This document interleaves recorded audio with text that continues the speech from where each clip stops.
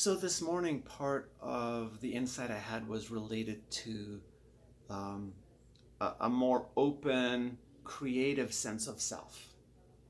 Right, that's separate than just my normal uh, habitual likes and dislikes or expectations. Who I think I'm attracted to, what I think I'm attracted to. Um, a simple way to describe this would be the shift from a consumptive type of controlling of experience to a curious acceptance regarding the unfolding of experience. So, simple example of this would be normally when I sit down on the couch after working, I want to relax, and straight away I feel certain impulses like, oh, some popcorn or some chips would be nice, or something like that. If it's a weekend, maybe something like a beer or something like that, some kind of drink. And then there's the TV there with multiple channels and some subscriptions. Usually it's not a challenge, it's just vegetative state of mind is waiting right there to distract me into dullness. Um, but instead, last night I sat down and could feel that impulse. I saw the bag of chips open, that were my partner's chips, that are kind of special, and I could feel the desire for the chips.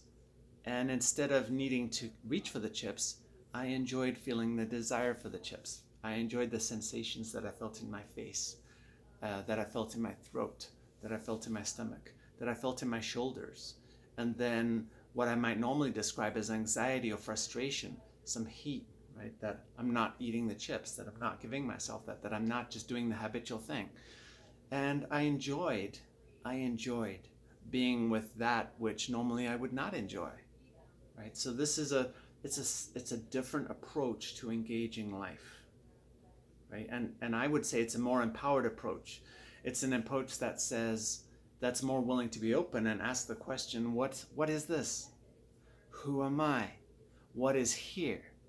And with that openness, there's a potential to have many different responses to life. I could have reached over and eaten the chips. I could have eaten the whole bag. I could have eaten one chip. I could have done anything. Uh, and yet, why would I do what I'm doing? Okay, so this comes down to values, right? This is where Zen Master Sung San would say, why do you eat every day? What is your life for? Or another way would be, what are you living for? Or another question of this might be, what would you die for? What are your values? What really matters? Are you a person who is simply following their unconscious desires moment to moment to moment, right? And would you do unutterably terrible things to other human beings in order to keep meeting those desires?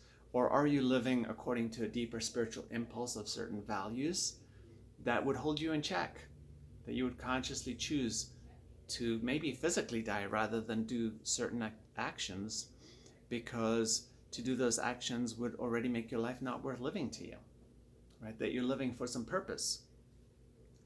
So from this place of freedom, once you've freed yourself, or there's a temporary spaciousness, there isn't really a self that could be freed. Um, uh, but the clinging habit of attaching to self can be relaxed, can be momentarily let go of. And yet you keep doing that, right? You keep letting go. And that's okay, because as one Zen teacher said, how do you do anything if your hand is always like this? Or how do you do anything if your hand is always like this and it can never close?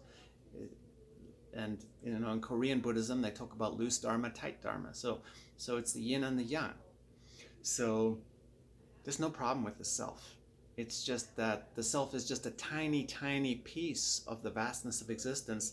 And basically the self that most of us are walking around thinking that I am is a temporary conditioned habit that's fundamentally mostly a delusion, right? Because it's based on looking at a very small corner of the room and saying, oh, that little corner is me, and the rest of this big pink hand here, that's not me. I'm just that little corner in the top right. That's me. Yeah. That's me. Oh my God, what's this? Um,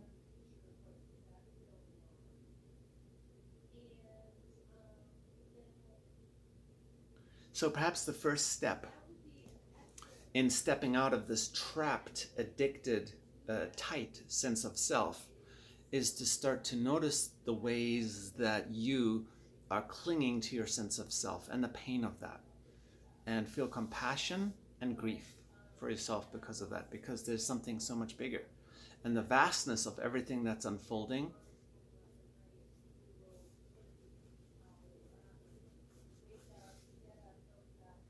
how do you want to be in that?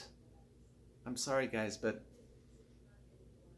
I'm sorry for you in the sense that I'm sorry for me, or all of us who are spending a lot of time stuck in the separate self, is that ultimately we're not going to get to control existence the way that we would like most of the time, probably. Especially when we include that everything is you and it's doing its own thing. How do you make your peace with that? And within all of that, how do you want to show up? And do you have the freedom? Have you empowered yourself with the potential of showing up in Zen, as they say, with ways that give life rather than that take life? Or are you trapped in the addictive pattern of small self and ego, in which case a lot of what you're doing is reactive delusion, acting out that, oh, this little corner in the top right that I can see outside of the hand, that's me. Yep, that's me. That's it. Don't stay stuck in that corner, guys, please.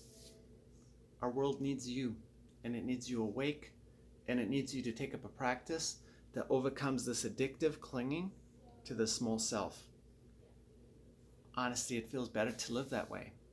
There's a peace with life and death, living not in this way, but in this bigger way. I truly think that peace, that wholeness, is what so many of us are yearning for. And I've experienced that peace, and I don't always experience that peace. And I feel grief when I'm not in that place. So my journey is more and more to live from that place and to support you and others to live from that place.